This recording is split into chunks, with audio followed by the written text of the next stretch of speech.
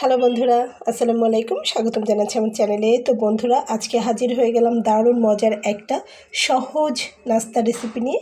তো এই নাস্তার রেসিপিটি হতে পারে মর্নিংয়ের ব্রেকফাস্ট, হতে পারে ইভিনিংয়ের স্ন্যাক্স, এছাড়াও লাঞ্চ বক্সে দারুণ মানিয়ে যাবে। তো বন্ধুরা, সুন্দর নরম সফট একদম নান রুটির মতো খেতে, ভীষণ মজার। তো দেখুন, এখানে আমি আলু দিয়ে একটি তরকারি তৈরি করে নিয়েছি। দারুণ মজার এই রেসিপিটি কিন্তু সবাই ভীষণ পছন্দ করবে, খেতে খুবই সুস্বাদু। তো বন্ধুরা, এই নাস্তার রেসিপিটি চলুন দেখে নেওয়া যাক। আশা করছি আপনাদের ভালো লাগবে। তো বন্ধুরা, চমৎকার রেসিপিটি করে নেওয়ার জন্য প্রথমে আমি এখানে একটা পাত্র নিয়ে নিয়েছি এবং তার ভেতরে আমার যতটা প্রয়োজন ততটুকু আমি ময়দা নিয়ে নেব। তো আমি মেজারমেন্ট কাপে 1 কাপ পরিমাণ ময়দা আমি এখানে নিয়ে নিচ্ছি, এটাই যথেষ্ট। তো যাদের ফ্যামিলিতে সদস্য সংখ্যা বেশি, তো তারা সেভাবেই ময়দার মাপটা পরিমাপ করে নেবেন। তারপরে আমি এখানে দিয়ে নিচ্ছি স্বাদ অনুযায়ী লবণ এবং দিয়ে নিচ্ছি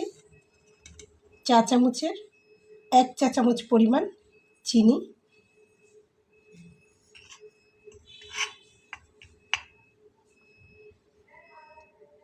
এবং আমি এখানে দিয়ে নেব সয়াবিন তেল। তো এখানে রয়েছে 1 টেবিল চামচ পরিমাণ সয়াবিন তেল এবং সবশেষে আমি এখানে ব্যবহার করছি টক দই। তো আমি এখানে টক দই নিয়ে নিয়েছি, আমি দেখিয়ে দিচ্ছি। তো বন্ধুরা, এই যে আমি এখানে দিয়ে নিচ্ছি পরিমাণ মতো, খুব বেশি দিতে হবে না, পরিমাণ মতো দিয়ে নিলেই হবে। আমি এটা ফ্রিজে রেখে দিয়েছিলাম, যার জন্য দেখুন এখানে দলা পাকিয়ে গেছে। তো এখন আমি এটা দিয়ে হালকা হালকা করে মেখে নেব।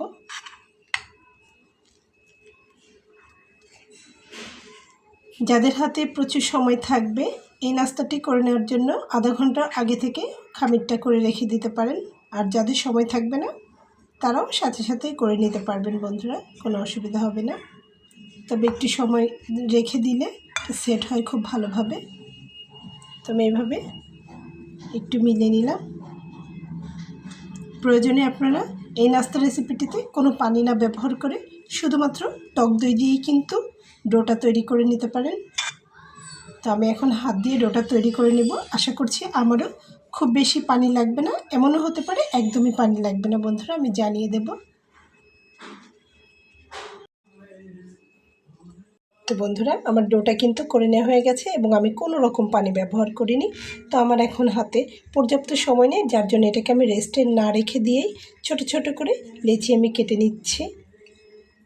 সময় থাকলে অবশ্যই 20 থেকে 30 মিনিটের জন্য এটাকে সেট হতে রেখে দিলে আরও বেশি ভালো হবে। তো আমি এখানে ছোট ছোট ডোটা করে নিচ্ছি। তো 4-5টা আমি নাস্তা তৈরি করব।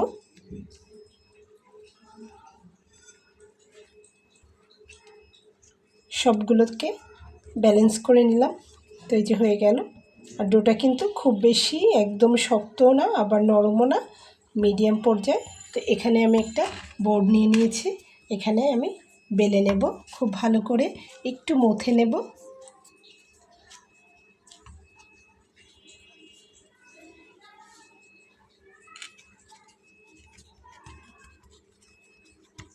এখানে আমি ডোটা নিয়ে নিয়েছি।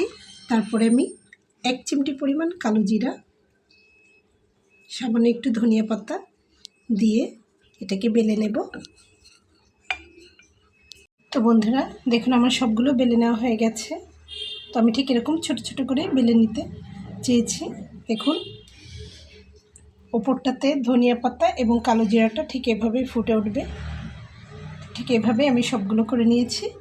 তো আপনারা চাইলে এগুলো তেল দিয়েও ভেজে নিতে পারেন, আবার অল্প তেলেও ভেজে নিতে পারেন, এছাড়া বেক করেও নিতে পারেন বন্ধুরা। তো আমি একদম ফ্রাই প্যানে একটু তেল ব্রাশ করে তারপরে ভেজে নেব সামান্য তেলে। চলুন দেখে নেওয়া যাক। তো দেখুন, আমি দিয়ে নিয়েছি, আমি একসঙ্গে 2টা দিয়ে নিয়েছি। আর আমি সামান্য একটু তেল ব্রাশ করে নিয়েছিলাম ফ্রাই প্যানে।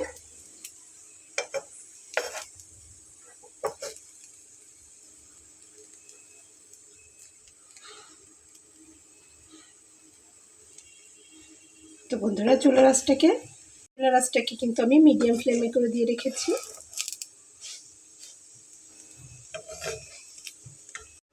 তো বন্ধুরা উল্টে পাল্টে 10 মিনিটের মতো সময় নিলেই কিন্তু এটা ভাজাটা কমপ্লিট হয়ে যাবে। আর খেতে এতই মজা, দেখুন আমার কিন্তু ভেজে নেওয়া হয়ে গেছে। একদম তন্দুর রুটি, নান রুটি যেমন হয় ঠিক তেমন একটু স্বাদ হবে, বলতে গেলে তার থেকে বেশি স্বাদ হবে। তো দেখুন আমি তুলে নিচ্ছি। বন্ধুরা আমি আবারও 2টা দিয়ে নিচ্ছি। দেখুন আমি কিন্তু আর কোনো তেল দেইনি।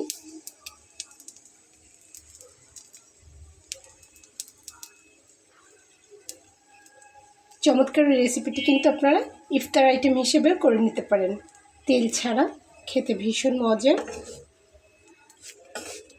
আর এর সঙ্গে আমি একটা আলুর তরকারি তৈরি করেছি, দেখিয়ে দেব সেটাও বন্ধুরা।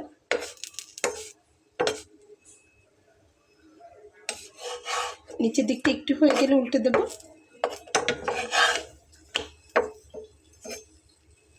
বন্ধুরা দেখুন আমার একদম ভেজে নেওয়া হয়ে গেছে। তো যারা এই ধরনের তেল ছাড়া নাস্তা পছন্দ করেন তাদের জন্য কিন্তু এটা একদম আইডিয়াল একটা নাস্তা।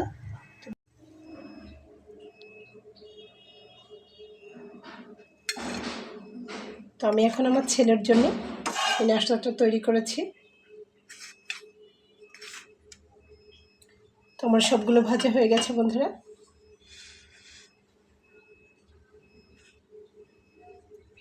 দেখুন কত সুন্দর।